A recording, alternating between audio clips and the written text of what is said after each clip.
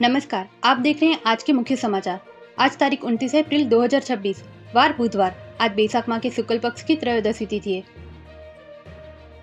सबसे पहले बात काशी की। प्रधानमंत्री खुली जीप में हाथ हिलाते हुए पहुंचे। मुख्यमंत्री योगी आदित्यनाथ ने कहा कि समाज में केवल 4 जातियां हैं। वहीं मंच पर 44 महिलाओं को बिठाया गया। सिक्किम से तस्वीरें सामने आई है, जहां प्रधानमंत्री मोदी ने बच्चों के साथ फुटबॉल खेली। सोशल मीडिया पर उन्होंने लिखा कि वे ऊर्जा से भर गए हैं। वे राज्य के 50वें स्थापना दिवस कार्यक्रम में शामिल हुए। मुंबई से बड़ी खबर सामने आई है। गार्ड्स पर हमले के मामले में चौंकाने वाला खुलासा। आरोपी ने पहले धर्म पूछा, कलमा पढ़ने को कहा और फिर चाकू से हमला किया। एटीएस के मुताबिक आईएसआईएस से जुड़े दस्तावेज मिले हैं और हमला अकेले प्लान किया गया था।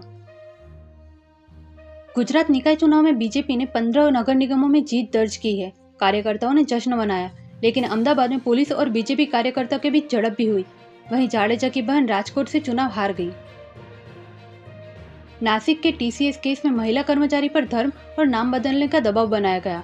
उसके दस्तावेज छीने गए और मलेशिया भेजने की योजना थी। मुख्य आरोपी अब भी फरार है। सुप्रीम कोर्ट में एक वकील ने कहा कि मस्जिद सभी के लिए खुली होती है, लेकिन इसका मतलब यह नहीं कि वहां पूजा शुरू कर दी जाए। देश भर में भीषण गर्मी का कहर जारी है। यूपी का बांदा दुनिया का सबसे गर्म शहर रहा, जहां तापमान 43.6 डिग्री सेल्सियस दर्ज किया गया। जैसलमेर और खजुराहो में 46 डिग्री तापमान रहा। दिल्ली में बस स्टॉप पर ओआरएस दिया जाएगा और देश भर में हीट स्ट्रोक यूनिट बनाई जाएगी। ओडिशा से दिल दहला देने वाली तस्वीर आई है। एक शख्स अपनी बहन का कंकाल कंधे पर रखकर 3 किलोमीटर पैदल बैंक पहुंचा।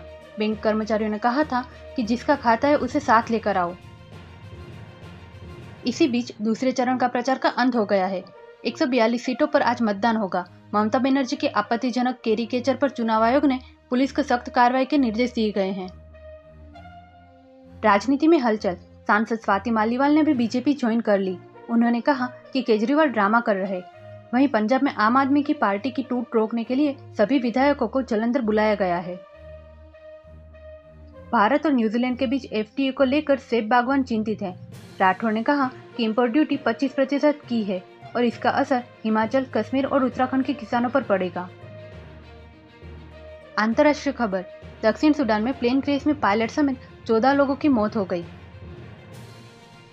पाकिस्तान ने अफगानिस्तान पर मिसाइल हमला किया, जिसमें 7 लोगों की मौत और 75 घायल हुए।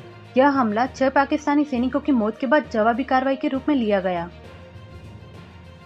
ईरान ने कहा है कि वह ट्रंप के दबाव में नहीं आएगा।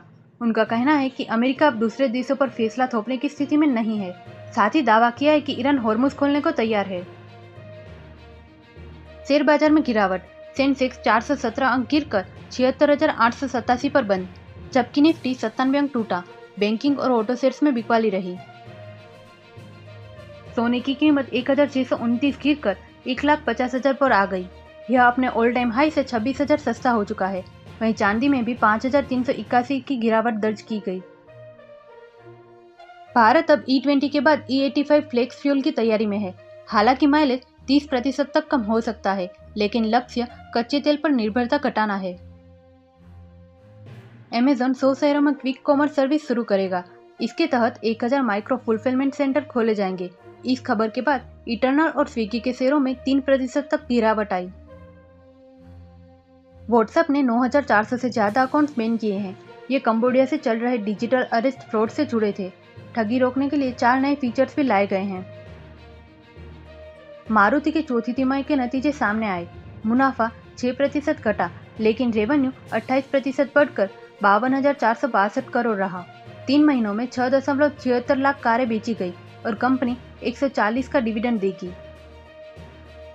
भारत और रूस मिलकर यूरिया फैक्ट्री लगाएंगे। फिलहाल 71% यूरिया मिडल ईस्ट से आयात होता है। अगले 2 साल में उत्पादन शुरू होने की उम्मीद है। इंडिगो और एयर इंडिया ने चेतावनी दी है कि फ्लाइट्स बंद होने के कगार पर है।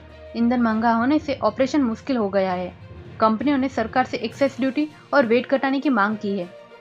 फिलहाल के लिए बस इतना ही। बने रहिए हमारे साथ।